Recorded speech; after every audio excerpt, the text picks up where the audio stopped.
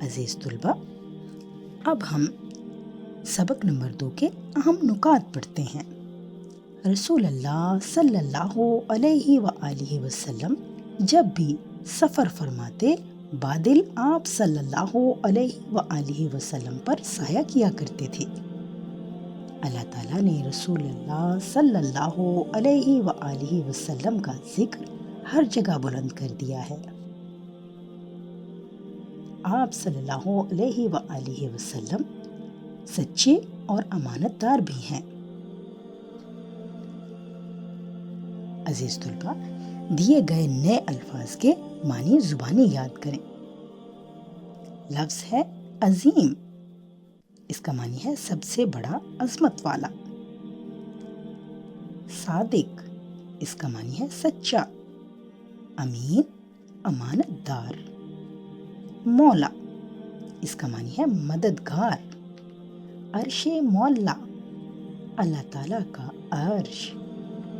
عالم، اس کا معنی ہے تمام کائنات۔ لفظ ہے سایہ، اس کا معنی ہے چھاؤں۔ ہستی، اس کا معنی ہے وجود ہونا۔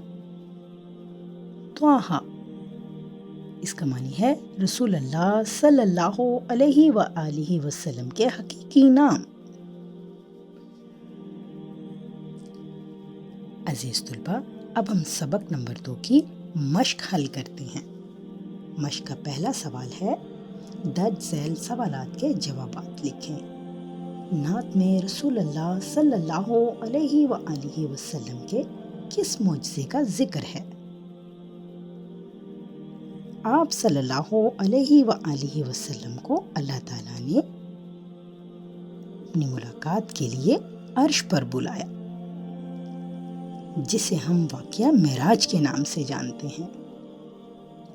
سوال نمبر 2 ہے، نعت میں رسول اللہ صلی اللہ علیہ وآلہ وسلم کے کون سے 2 لقب استعمال ہوئے ہیں؟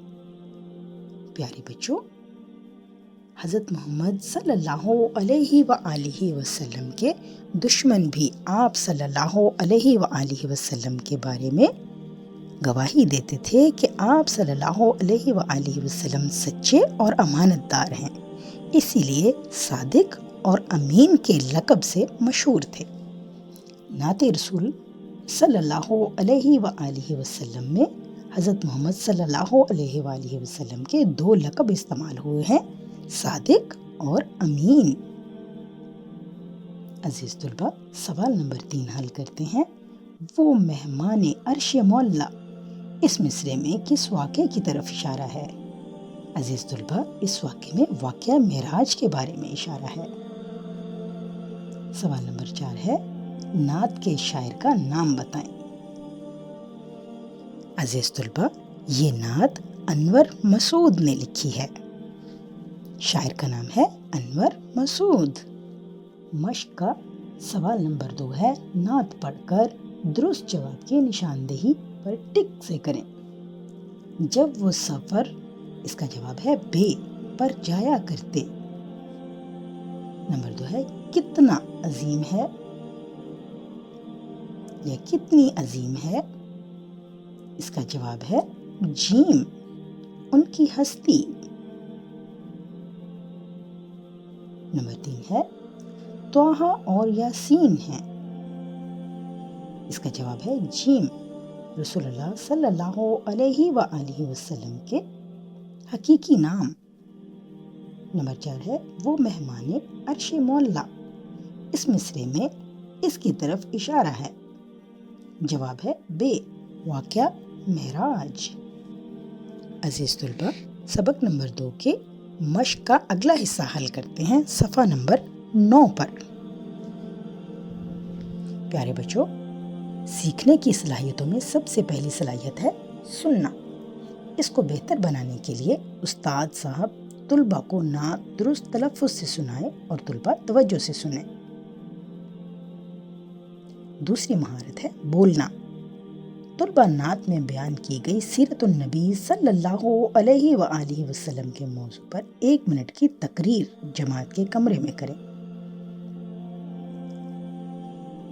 اگلی صلاحیت ہے پڑھنا. اس کو بہتر بنانے کے لیے درج ذیل اشعار درست تلفظ سے پڑھیں. آخری پیغمبر وہ رب کے، ہادی اور راہبر وہ سب کے، عبداللہ کے راج دلارے، آمنہ کی آنکھوں کے تارے، اچھی بات بتانے والے، ہر ایک کے کام آنے والے.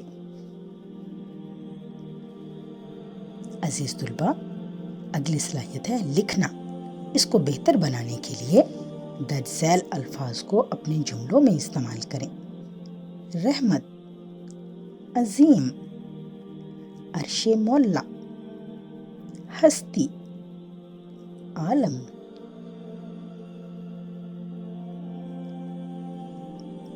عزیز طلباء، ہم میلاد النبی صلی اللہ علیہ وآلہ وسلم کا دن کس طرح مناتے ہیں؟ اس موضوع پر 10 جملے لکھیں. نعت میں نماز کو قلب و جاں کی ٹھنڈک کہا گیا ہے. نماز پڑھنے کے فائدے اپنے الفاظ میں لکھیں. عزیز طلباء، آئیں زبان شناسی سیکھتے ہیں. مترادف الفاظ یعنی ملتے جلتے الفاظ. معنی کے لحاظ سے ایک جیسے الفاظ مترادف الفاظ کہلاتے ہیں، جیسے پانی اور آب ہم معنی یا مترادف الفاظ ہیں. نعت میں موجود درج ذیل الفاظ کے مترادف لکھیں. صادق، اس کا مترادف ہے سچا.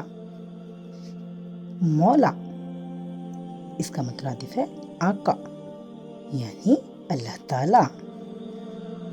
امین، اس کا مترادف ہے امانت دار. یہ حضرت محمد صلی اللہ علیہ وآلہ وسلم کا لقب ہے.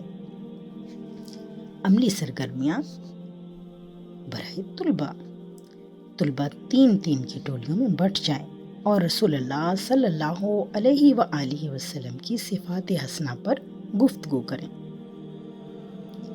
عزیز طلباء، اس سبق کو سن کر یقیناً آپ نے بہت کچھ سیکھا ہوگا. اگلے سبق تک کے لیے اللہ حافظ.